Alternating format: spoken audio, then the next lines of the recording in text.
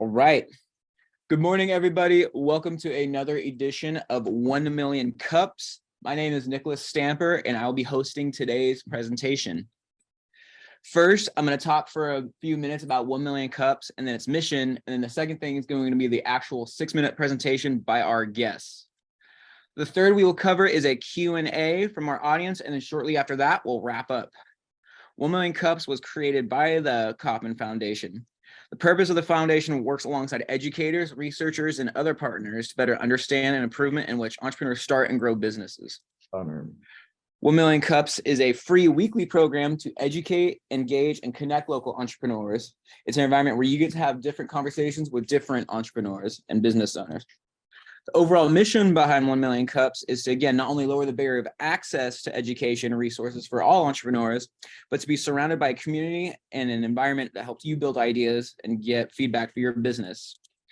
In the beginning, 1 Million Cups started off small in Kansas City, and now they have grown to over 131 communities. Moving forward, at each location, there are presentations each week. This week is no different. Today, we have George Suarez and Dylan from Opnbx.ai. They will have 6 minutes to present and then 15 to 20 minutes of Q&A. If you want to know more about 1 Million Cups or how to present here, please feel free to join our amazing community online and visit our platform at www.1millioncups.com/Chico. And then from here, I'm going to go ahead and hand it off to you guys. Just a second. Let's go. I wanted to thank you all for having me come here, and Dylan. It's been amazing to have your guys' support since we've been in Chico, and I think that's one of the biggest reasons why we're in this accelerator is because we were able to just grind it out over there, and we're excited to come to Grow Tech Fest in October. Yeah, well, appreciate you guys all taking the time to sit down. So as you guys know, George, I'm Dylan. Together we're co-founders of Opnbx.ai. Before we get started, I want to ask a quick question. I know it's early, but how many of you have already received an email or two today that you just deleted and not even thought twice about opening? I know I have. Right. Well, it looks like you guys have built a great mental spam filter. And to be honest, like, who would be excited about an email that's from someone you don't know? It's not relevant to you. It's just boggling. Like, why would you even want to respond to that? But I want to take you back in time to 3 years ago where it all started. So Who's those guys? This is Dylan and I when we began our careers in tech sales out of our garage in the Silicon Valley. We used to be the sales reps sending you the emails that you were so quickly to ignore today. This is what is taught as the industry standard. And over time, we've realized that this system is broken. So traditionally, there's been a mindset in sales that more is better. However, sales leaders are now starting to realize that this isn't always true. People have become immune to generic sales templates, like the ones that you're, like we saw with the hands earlier raised today. You guys have developed a great mental spam filter, but there is a way that sales teams are adapting and cutting through the noise. And it's by taking the time to actually send a personalized message to every single person receiving it. But this is a very research intensive process that's taking sales veterans over 5 to 15 minutes per email. And this is just not scalable, like in the level expected by a modern sales organization. So this is why we've built Opnbx. Opnbx helps sales teams automate their research and their writing so they can send more laser targeted emails. Being our sales reps ourselves, we've tried hundreds of sales tools. They're very complex, not simple to use at all. And after, interviewing over 1,000 sales reps, we've been able to build something that's very simple, built by sales reps for sales reps. And right now we have 2 core products that are changing the game in the sales landscape. So essentially we have a Google Chrome extension that is essentially a research assistant, and it follows sales reps anywhere they are. Imagine being on a quarterly review, on a product launch, on an interview from a CEO. They're able to highlight that information and be able to generate a personalized email that's relevant right there and then in matters of seconds. We're changing the tradition of, sales reps having to be writers into editors, and it's completely changing the game. We also have built a new system that's called Bulk Create, And this is allowing sales companies to scale in the way that they want. Essentially, what we're allowing them to do is allowing them to send more quality messages and unlock new revenue potential in a matter of seconds. Then we talk about unlocking revenue. The next question is, okay, well, what does this market look like? And anybody with a pulse nowadays knows what generative AI is. And this is the place we're playing in, specifically in specialized generative AI. And, you know, this is 447 million was the size of this market in 2022 last year. Being on the front lines for the past 12 months, I can tell you it's been very strange hearing the conversations that we were having 12 months ago to the conversations we're having now. Back then, sales leaders weren't really sure what generative AI was or how it would have an impact on the business. And now we're getting leaders contacting us because they need to keep pace with their competitors. And they tried a wide array of tools and nothing's really hit the mark when it comes to quality at scale. And the reason being is that in the market right now, what we're seeing is companies are either doing one of two things. Either they're building a Swiss Army knife that can generate a variety of copy and trying to be the go-to tool for an entire company or entire sales org. What that means is, since it's so broad, the quality of their individual offerings are very low. Or there's existing players, large players in the space that are now just wrapping business models around ChatGPT to fulfill what every company now is looking for, which is an AI strategy, right? And what that means is, you know, the future of this space is bright, and we're taking the opportunity, being the company, to grab the bull by the horns and really own this market for a specialized sales tool when it comes to sales messaging. And as far as the momentum we've gathered, when we were in Chico, we applied to the ACT Tulsa Accelerator. We're now 3 months into the program, have 3 months to go. And the backing and support that we've received here has gotten us to a place where we're getting some momentum with some of the most innovative companies in the world. For example, Clary is a market leader in sales intelligence, and they're turning to Opnbx for our expertise in scaling personalized outreach. You know, it's really been a crazy journey for George and I, starting our sales career in a garage, moving to Chico, spending the past 12 months really working on our core competency, which is our messaging quality, and now having a product with a feature set to support enterprise clients. And in large part, this is due to our team that we've assembled, and, like, just to be honest, is world-class. Just like Dylan said, none of this would be possible without our team, and specifically without our engineering department. Michelle, our other co-founder and CTO, and Azam have combined of over 20 years of experience in AI, machine learning, data science, full stack development. This has really allowed us not only take Dylan and my vision of being in sales and the thousands of sales reps we communicated with and really bring that vision to life, but we've also brought in someone who's amazing at customer success.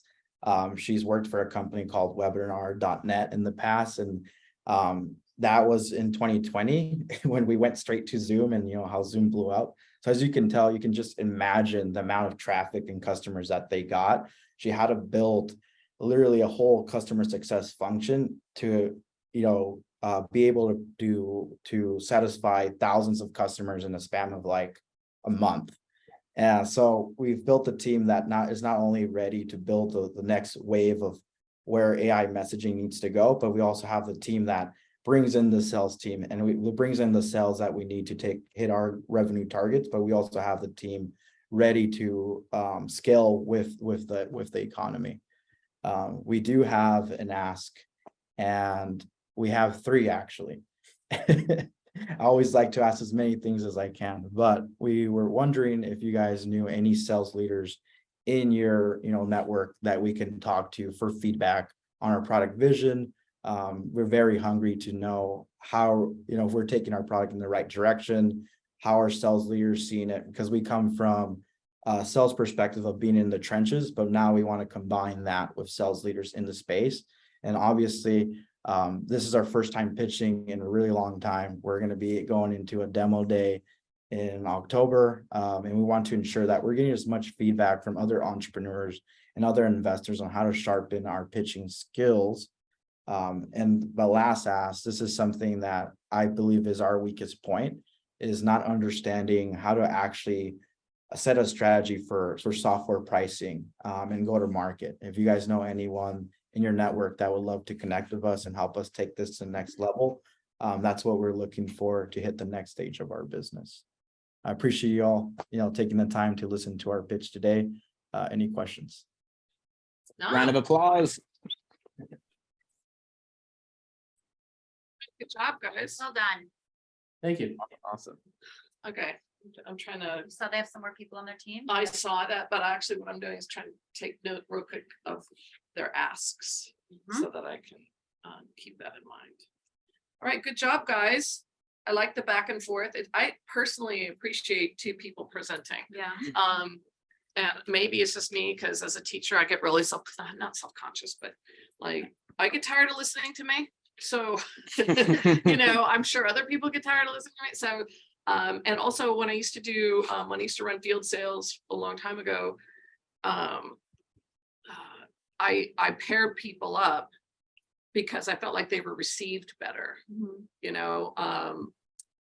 and I always paired them up. Like one was, so like, I feel like that works for you two as well, because one, I would always have one that was more technical, like a technician, right? And one that was more of a relationship manager, right? So, and I feel you guys really complement each other really well, when you're presenting. So with that said, I don't want to hog the whole thing because I'm really good at using up all the oxygen in the room with questions. So everybody ask some questions because I have some. So do you guys have any plans to do like, actual phone scripting, like an AI? Could the AI develop like a phone sales script? Yeah, I mean, the great question, Nick. The market that we're in, sales is a very big industry. And the way that sales reps are normally having to do their tasks, they have 4 main levels of channels of communication. So there's cold email, which we're tackling. There's cold calls, there's video prospecting. Now there's something called social selling, which is essentially creating posts on LinkedIn, interacting and building relationships. We're very laser focused in being the number one in cold email, in the cold email space, but we do have partners who essentially are doing this in the cold calling space today. There's not at this moment an AI cold caller in terms of like a voice that, like, if you pick up the phone, there's an AI on the other end. What does exist at the moment, and some of our partners are what are called parallel dialers, where instead of just calling one person, hanging up, calling one person, you can call like 5-10 people at a time, and then it connects, it'll automatically connect you. So that kind of technology is out there. But yeah, we're really focused in the email space. Nice. Good question. Who is your competition? Like, as far as Yeah. what sets you apart from the rest of the businesses that are attempting to do this cold call email? Yeah, I mean, that again, another great question. There's a lot of competitors coming out every single day, to be honest with you. AI is just an exciting space. People are trying to innovate it as much as possible. What we're seeing is it's a lot of the new competition, a lot of like engineers that have never been in sales don't really understand not only like the messaging formatting, but also it's like what type of experience do salespeople want to experience. But then also we have these like larger competitors that have been in the space for about 1 or 2 years longer than us. We have one company called Lavender. Great tool. I haven't had the chance to use it myself, but if I did back then as a sales rep, I probably would have loved it. But essentially what they do, they're like a Grammarly for sales, and they allow you to write up an email on Gmail. They literally give you a score and tell you how to fix it. The way that we're different is instead of telling you how to fix an email, we just write it for you. We're really trying to have this momentum of like, instead of having reps become writers, we want them to make them editors. So essentially they can just look in and edit and move on with their day, be able to do more not repetitive tasks, but have more tasks that matter, essentially have more conversations with the sales folks. Yeah, and great question, Heather. One thing I want to point out is that Clary, kind of our marquee logo and our best customer in terms of relationship that we have at the moment, their leadership, like they're investors in Lavender. They actually buy Lavender, like their teams use Lavender. And the fact of the matter is, like, we just solve a different problem in terms of operationalizing this quality messaging at scale. And so it's kind of a position we find ourselves in, where like their most vocal customer is now turning out to be like ours as well. Yeah, they've done an amazing job of building a brand and educating the market about AI and what a personalized email is. Like, I have a lot of respect for them, to be honest. And then we also have like other competitors like Opnbx.ai, where they're more of like a whole go-to-market suite. And that's what we're noticing is a lot of tools in AI at the moment are essentially like throwing spaghetti at the wall and seeing like what. So they built like 20 tools like about go-to-market, but the problem with this is we're not really taking the time to invest in married to a problem. The problem is you get mediocre results. So the feedback that we've been getting is that people haven't been satisfied with the quality of their messaging. And that's something that we take pride in with our product, is that we have the best messaging in the market when it comes to cold sales emails. Think about a Swiss Army knife. Can I interrupt you just right there? What you just said is what you should start with. Yeah. That sentence you just used is what you should start with in your, nobody's got to repeat it. Yeah, can you repeat it? Yeah, I believe I said is what we take pride in is our messaging, sales quality, and we're the best in the market. Thank you. Yeah. That should be what you guys lead with all presentations, right? Cool. Until such time as you need to change your mess. I mean, depending on your audience, but You're right. right. If I'm an investor, if I'm an investor, Yeah. so everything you say after that needs to prove that point. Yeah, no, you're right. Because you Yeah. start with the business proposition, right? Don't wait until I see so many people go, in 5, 6, 8, 10 slides, and then they get the business. No, give me your business proposition up front and tell me why, make your statement, and then everything right after that. I'm not saying you did a bad job. No, that's what I'm saying. No. I But I love, just stuck I out. love Really, that you really want to capture so that so the investors on this other side of the table are thinking, okay, he's going to tell me why. He's going to tell me Yeah. all the reasons why. No, And I here's love the that. you thing, brought like a that up. different pitch competition. I mean, I'm not totally experienced that, but I mean, going to startup grind this time, that was like kind of, they had 1 minute. What are you going to do with that 1 minute? You might have 10 minutes, another one, you're going to have 6 minutes at Grow Tech Fest, but what are you going to put in that 1, 6, 10 minute thing? Exactly what Eva is saying. And they had 1 minute to come on stage. Bloop. I mean, you know how fast that is. That's crazy. Super fast. That's why it's called an elevator pitch. But I appreciate you bringing that up. And like I said in our pitch, like we love feedback as much as possible. And that's actually our IP. That's the most valuable thing that we have in our company, and that needs to be presented. Yeah. I mean, we were And think about it, like I'm fortunate- not on Eva's level, but so I'm like kind of the general person, right? So for me to hear that, that's what I would want to hear. Yeah. Right? Because I don't know about AI 100%. I don't know about email, you know what I mean? So from just not just from an investor point, but just from a customer point or whatever, you know what I mean? Like to understand exactly where you're getting at and why you're there. No, that was amazing feedback. We'll make sure. I mean, we're gonna run this again next week, so you guys will see that. Yeah, they're a good group. They're a good group. Yeah, I think it'll be a good one. Yeah. And do more. Yeah, and sign up for more. It's not Yep. gonna, I mean, why not? It's not gonna cost you anything except for time. Yeah, our strategy right now, what we're thinking is like you guys started to feel the fire in us. Like this is the first time we pitched again in like 4 or 4 months. Yeah. So we're doing Sacramento. We're gonna sign up for the Tulsa chapter as well. Do Right, that good. in person so we can actually feel like Ooh, that'll be fun. and then Yeah. from there, maybe sign up for some pitch competitions before a demo day, just to get as many reps in as possible. And get that valuable feedback, because if we don't do this, we're not hearing feedback like what you just said, and our pitch isn't as strong. Right. Dylan, I'm sorry I interrupted you. Dylan was about to say something right when Swiss Army knife, that's what I heard. No, just, one point that I didn't bring up in the pitch, and it's with our analogy of Swiss Army knives, and it's what George was saying. It's like we're the scalpel to the Swiss Army knife for the specific function of like, if I ask you what a Swiss Army knife is for, you're like, I don't know, I can open a can, you can do everything, like possibly.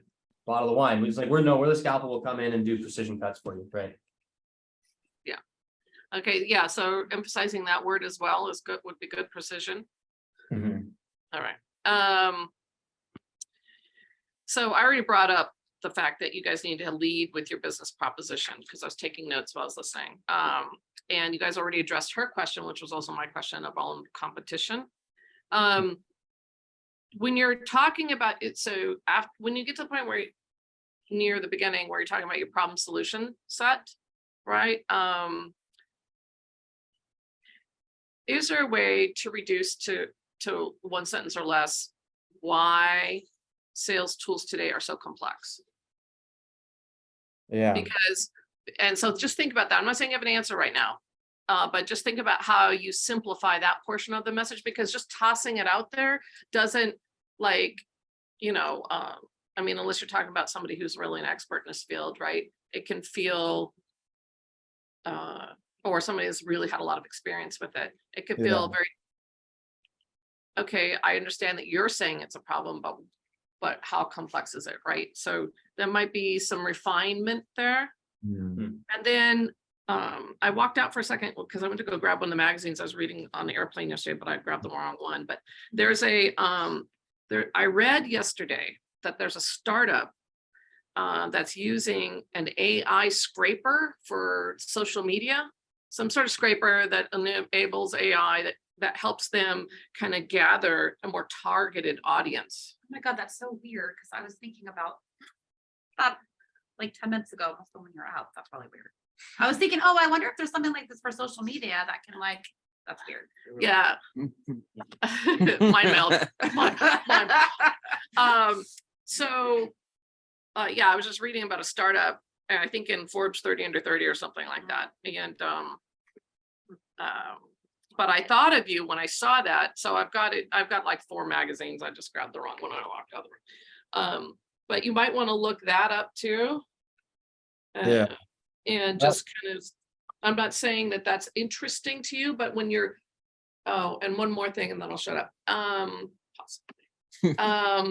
There's when you guys need to also present your competition in a very capsule form, right? If that's a traditional like competitor landscape slide, yay, but you know, yeah, your field's gonna do nothing but get more crowded. Yeah. Yeah. And all that is great feedback. I think having a a very clear landscape of all our competitors, not just our main ones, really draws. Well, you don't have to muddy the waters too much, Right. right? I mean, but you know, just something to think about, because there's one thing to have a XY axis one, and there's another to Yeah. have one that checks the boxes on feature sets, Mhm. right? Those are 2 different kind of ways to present the competitive landscape. You know, whatever your intuition tells you to do, right? But I think that'll make that portion of your discussion more succinct as well. Sure. Yeah, that's good feedback. Just trying to look at it. Any other questions from anybody else? Okay. Oh, I did. Yeah. Okay. What does your outlook look like for the next couple of years as far as client base and where you're at now and Right. success rate? What's your roadmap?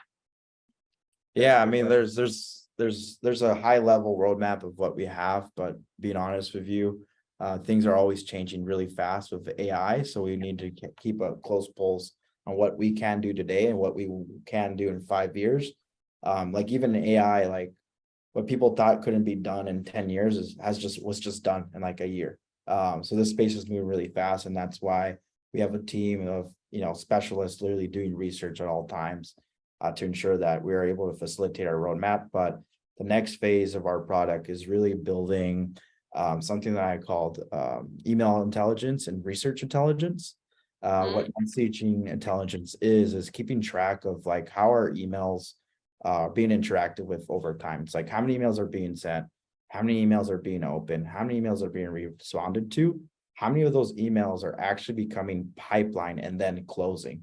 So by observing that information, then we're able to understand, what types of emails should our system create to give that organization the highest results of converting and generating more revenue. Then we're also building something called research intelligence, which is our Google Chrome extension. We're capturing all the research data that sales reps are doing. So for example, let's say I'm an account executive for Opnbx and I'm trying to sell into a larger organization, but then I'm able to connect that with the results of how that email converted. then I'm able to automate their research for them based off like what they've been doing for the past like month.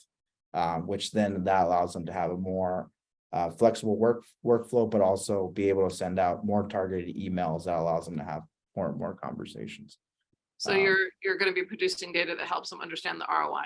Yeah, essentially understands like, hey, this is the best research out of all the research that you've done. This is a top 10% that's helping you convert more deals and more conversations. And also these are the emails and this is how they connect together. Right. Here's 5 articles that you didn't have to research. We did it for you. Here's 5 emails that are written for the people that would best, open that email essentially. Right. So that's the supporting evidence for a statement that should sound something like our data proves your ROI, proves the ROI, our research, it's all about saving time and money, right?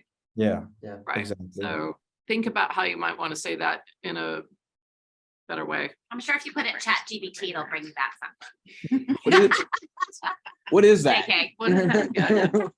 Is that like Ask Jeeves? Oh my God. You're showing your age, Nicholas. Oh, no. This is kind of a more obtuse question. How do you, because you guys are sales reps, I work in sales, so I think that different people who work in sales perceive emails and calls differently than like the general public. How do you think the general public perceives emails, AI generated emails, or do they even perceive it at all? And how do you think your business is gonna influence that, or are you even worried about that because you're generally core sales reps? That's a great question, right? Because it's like, okay, if we're trying to automate this at scale, what if now everybody has this, right? And what's the impact of that on the sales workflow and on the perception? And if you think about it, of like, what we're doing is we're not building products for people. And like, if I'm giving you Opnbx and you're sending emails to people, but like your product is garbage and there's no product market fit, like nobody's going to reply to your email anyway, even if it was well written, right? So what we're doing is we're just connecting the dots between folks that have good offerings that are solving a problem with the people that need those problems solved through a system that's broken, which is the email system right now, right? And so I think if you think about, if you get an email that says, hey, Nick, I noticed that you have this particular problem and here's the solution. Do you want to talk? And you're like, oh my God, I've been looking for that. Does it really matter if an AI wrote it or not? Because then you're going to go hop on a call with somebody and they're going to tell you how they can solve your problem. And that's where the human connection comes in. And so when we think about like removing bottlenecks in terms of like just taking this personalized outreach to the moon and letting people like hit scale that they've never had before, it's just that first step of like, can we just get sales reps more conversations with people whose problem they can solve? And then that's where the sales rep and the actual skill of being a seller comes in handy. What isn't much of a value add is like sitting and writing these emails that have, and getting like a 10% reply rate. That have no value to Yeah, it's you. like, so 90% of your time that you're doing on this research is wasted. Let's build a system that automates that and gets you 10%, but you don't have to do all the work for that little reward. So it's kind of long-winded, but I hope that answers your question. I'll actually answer it perfectly. Yeah. What is an example of a customer success story that you have of a client using Opnbx? Great question. One of my favorite ones, and this is a service that we don't talk about on this pitch, but just how Opnbx creates cold emails. Way to explain it is like, if you're going to create a full email, you need to understand not only like who you're trying to target, but what their role is and what your value offering is. And that's what allows you to go all the way from like a subject line to an intro to a value proposition to a call to action. So we learned very early on in generating this full email. We developed that when we were in Chico. And what you have to do is you have to have this input, which is like what we call a persona context. And to do that, people have to write a little bit about, okay, I'm trying to target an IT engineer. This is what they care about, and this is how their goals. This is how Opnbx solves the problem, right? That's what else you guys need to capture in your presentation. Yeah. So Our target customer and what they care about. And it needs to mirror what the problem is and what your solution is, right? So that it's really, really clear, because that's one of the other things I wrote was like, who writes the checks? Who are you selling to? Okay. Anyway, Okay. keep going. Yeah, sorry, that was the long-winded background on that'll give you the context for the story. And I think I'm trying to spin that in because that's like a huge value add. I even get AEs stopping and they're like, wait, you guys create persona context? Like Mhm. dive into that, right? And so the customer success story comes out of a founder here in the incubator was like, hey, can I use this to get a hold of some VCs to get some meetings to talk about getting funding? And I was like, we built this to sell software. Like that's what our model is trained to do. But I don't know, man, let's give it a shot. And we sat down and got creative with what we put in those as an input to the system of positioning his company as the product. And like, what do investors care about? They care about low risk investments that have a high upside. And then why is his company Pangea like uniquely positioned to offer that to an investor? It took him like 15 minutes. He sent 6 emails. He got 2 meetings. And, In the span of 15 minutes. and that was the moment that we were like, okay, we need to automate this to where everybody can get context that's quality. Because I had worked with a couple of people to like just write this out, and I know what works for our system. So I was just helping them type out their value propositions, optimizing it for Opnbx. And then that happened, and I was like, this is why we're not getting traction, is because we're letting people write their own value props. So Right. we built an automation layer that now does that for people. We sit down, we have a conversation with them, and I say, hey, if you're, if we set this up for Chico Start, like, who are you guys trying to target for a specific value offering?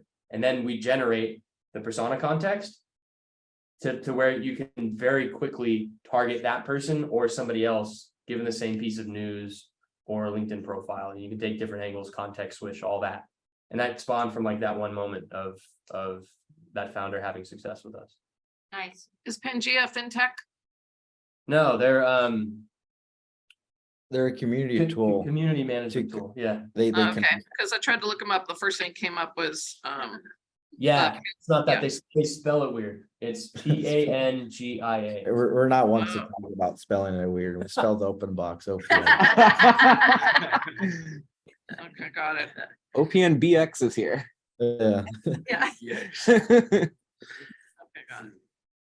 All right, well, you guys did a great job. Yeah. Hopefully this was some good feedback. Any more questions before we wrap this, before Nicholas takes over?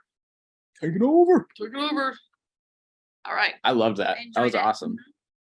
All right, guys, I'm gonna wrap us up real quick and we'll be good to go. What the heck? What the? What in the Lord? All right. Again, thank you so much to George and Dylan. Let's give them one more round of applause. I'd like to thank Eva Shepherd for hosting this event for us. My name is Nicholas Stamper. I've been your host and organizer. Next, we would like to thank our community sponsors, Chico Start, Grow Tech, the Global Entrepreneur Network, Build with Ferguson, NorCal SBDC, Startup Grind, and Stobel Coffee. Here are some of our events coming up. As mentioned, Grow Tech Fest 2023 is going to be held October 11th through 12th, all at the Sierra Nevada Big Room, both days. Early bird ticket sales and August 31st. Here are a couple workshops going on over the next few days. As always, I'd like to thank our audience for joining today's meeting. And lastly, I would like everyone to leave off on this note. When everything seems to be going against you, remember that the plane takes off against the wind, not with it. That's from Henry Ford. It's not been enough wind yesterday. That's right. Very topical. All right, guys. Thank you so much. I'm going to stop the recording. All right. Thank you so much, guys.